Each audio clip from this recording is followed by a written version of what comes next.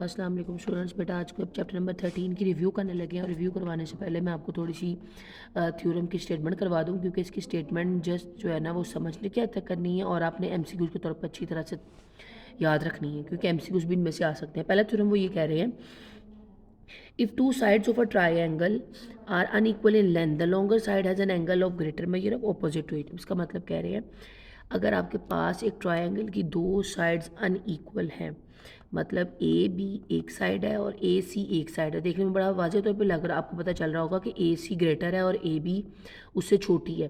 तो वो कह रहा है if two sides of a triangle are unequal in length, तो ये अनइक्वल इन लेंथ हो गई।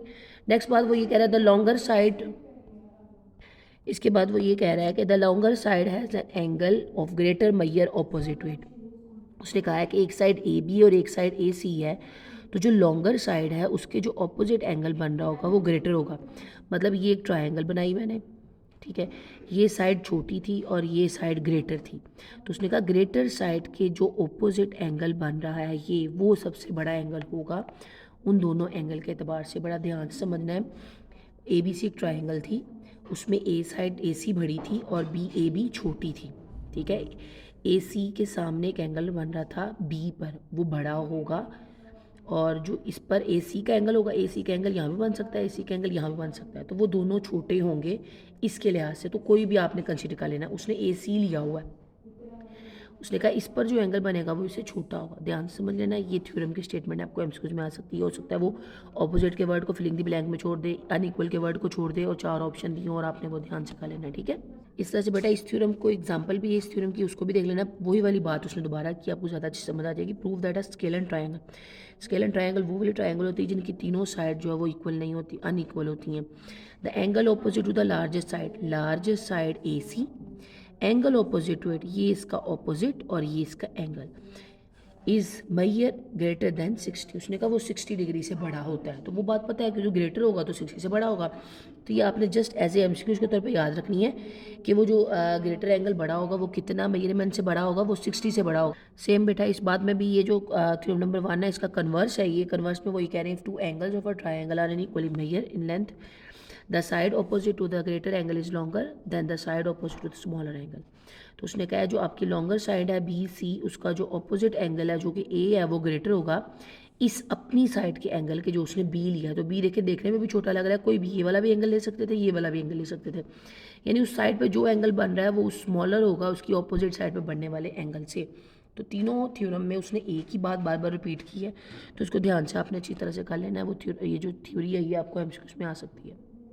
अब बेटा नेक्स्ट ये थ्योरम नंबर 3 है, इसमें वो ये कह रहा है the sum of length of any two sides of a triangle is greater than the third length of third side. उसने कहा आपके पास कोई भी ट्रायंगल हो, किसी भी शेप की ट्रायंगल हो, तो आप उस ट्रायंगल में से जब कोई दो साइड्स का सम करोगे, जैसे ये 5 लेंथ की है, ये 4 लेंथ की और ये 6 लेंथ की, तो आपने 5 और 4 और सपोज ये 3 होगी, तो 5 और 4 को ऐड करोगे तो आपके पास 9 आएगा और वो 3 से बड़ा होगा, यानी दो साइड्स को ऐड करने से जो आंसर आएगा वो थर्ड साइड से बड़ा होगा। इस सीक्वेंस से जो साइड्स उन्होंने तरतीब दी होंगी खुद ही, आगे अब एग्जांपल्स भी देखेंगे। तो ये याद रखना है कि जब दो साइड्स की लेंथ को ऐड किया जाए तो वो हमेशा बड़ी आएगी तीसरी साइड से। ए बी और बी सी को ऐड कर लें तो वो ए सी से बड़ी होगी, ए सी और ए बी को ऐड कर लें तो वो बी सी से बड़ी हो जाएगी। इस तरह से ये तीनों उसने बातें जो है वो एज थ्योरी यहाँ पर लिखी हैं, तो ये आपने एज एमसीक्यू याद रखना है। इसी को उसने एग्जाम्पल में देखें एलेबोरेट किया हुआ, उसने कहा हुआ है which of the following sides of the length can be the length of the sides of the triangle, ठीक है। तो हमने अभी बात की कि दो साइड्स को ऐड करें तो वो तीसरे से बड़ा है, तो वो होगी। अब उसने इस ए वाले में 2, 3 और 5 लेंथ दी हुई है, तो जब 2 और 3 को ऐड करेंगे तो वो तो 5 आ जाएगा, ठीक है। तो हमने कहा 2 और 3 को ऐड करने से 5 नहीं आना चाहिए, ग्रेटर देन 5 आना चाहिए, दो साइड्स को ऐड करने से तीसरी साइड से बड़ा आंसर होना चाहिए। तो अगर हम इसको जैसे मर्जी, ये नहीं 5 को 3 में ऐड करें तब भी नहीं आएगा, 2 को 5 में ऐड करें तब भी नहीं आएगा, मतलब किसी तरह से भी वो तीसरी साइड से बड़ा आंसर नहीं आ रहा, या हो सकता है कुछ से आ जाए कुछ से नहीं आए। हर पॉसिबल वे से जब आंसर बड़ा आएगा तो हम कहेंगे ये हमारे पास ट्राइंगल बन रही है। उन्होंने कहा द सेट दिस सेट, यानी इसका ये वाला कॉम्बिनेशन जो है वो आपके पास जो है वो can not be the those of the sides of the triangle. तो ये वाली चीज़ जो हमारे लिए वेरीफाई नहीं होगा। इसको क्वेश्चन नंबर 2 है 3, 4 और 5, ठीक है। अब उसने कहा 3, 4, 5 में 3, 4 ले लिया, ऐड किया तो 5 से बड़ा आएगा, 3 5 ले लिया ऐड किया 4 से बड़ा आएगा, 4 5 ले लिया ऐड किया 3 से बड़ा आएगा। यानी तीनों में से कोई दो साइड्स को ऐड करना है और जो आंसर आएगा वो तीसरे वाले से अगर बड़ा होगा तो हम कहेंगे ये this set B can be the form can be form a triangle. ऊपर वाले में एक वाला हिस्सा उसमें नहीं पूरा हो रहा था, बाकी दोनों कॉम्बिनेशन पूरे हो रहे होंगे, तो उसने सिर्फ वो वाले को जो हाईलाइट किया। इसमें हर तरह से पॉसिबल वे बन रही है तो ये ट्रायंगल बन सकती है। इसमें उसने कहा है ट्रायंगल नहीं बन सकती क्योंकि जब इन दोनों को ऐड किया तो वो 7 से बड़ा नहीं आ रहा, 7 से छोटा आ रहा था, जबकि उसको तीसरी साइड से बढ़ाना चाहिए था। तो ये क्वेश्चन आ सकता है, वो पूछ सकते हैं, यही वाला क्वेश्चन एज इट इज़ दे के कोई सा पार्ट दे सकते हैं, तो आपको ये आंसर आना चाहिए। ठीक है, ये ऐसे एमसीक्यूज भी आ सकता है, ऐसे शॉर्ट क्वेश्चन भी आपका आ सकता है, इसलिए मैंने आपको करवा दिया। अब बेटा जैसे सम वाली बात की, अब हम डिफरेंस वाली बात करेंगे कि prove that the difference of measures of two sides of a triangle is less than the third side. Addition करने में दो साइड्स को जब आप ऐड करोगे तो वो थर्ड साइड से ग्रेटर आएंगी, डिफरेंस करने में जब आप दो साइड्स को डिफर करोगे तो वो थर्ड साइड से छोटी आएगी। ये दोनों चीज़ों में याद रखना है डिफरेंस, बस यही माइनर सा डिफरेंस है, उन्होंने ये देखिए थ्योरी में लिख के भी बताया। तो इसको भी लर्न कर लीजिएगा। इसका भी वो एग्जांपल जो है वो आपको दे सकते हैं ऐसे क्वेश्चन कि आपको वो कहे बताएं कौन सी फॉर जो वैल्यूज़ हैं वो ट्राइंगल फॉर्म कर रही हैं अकॉर्डिंग टू डिफरेंस रूल। तो जब क्वेश्चन आएगा वो आपको समझ आ जाएगी, तो उसको अच्छी तरह से अटैम्प्ट कर लेना। हम रिव्यू एक्सरसाइज पे चलते हैं। अब आप देखिए रिव्यू एक्सरसाइज का क्वेश्चन नंबर 2 3 4 5, ठीक है, 2 तो नहीं 3 4 5 6, ये वही क्वेश्चन है जो हमने कल करके देखे हैं, जो मैंने अभी आपको थ्योरम में करवाए हैं कि बताएं क्यों ये 3 4 7 क्यों ट्राइंगल नहीं बन रही। देखिए अभी हमने एग्जाम्पल देखी, सारे क्वेश्चन अब आपने इनके थ्रू कर लेने हैं। मैं आपको ये सॉल्व किया हुआ पिक्चर सेंड कर दूँगी, अब पीडीएफ में आपको वहाँ से देख के समझ आ जाएगी कि कैसे किया हुआ। ठीक है, जो थ्योरी बताई है उससे रिलेटेड ये हो रहा है। इसको आप इसको मार्क कर लें, और अब आप जब थ्योरी पढ़ चुके होंगे, याद कर चुके होंगे, तो आपके लिए आसानी होगी। ये सारी वही बातें जो हम पुरानी रिवाइज करके आ चुके हैं।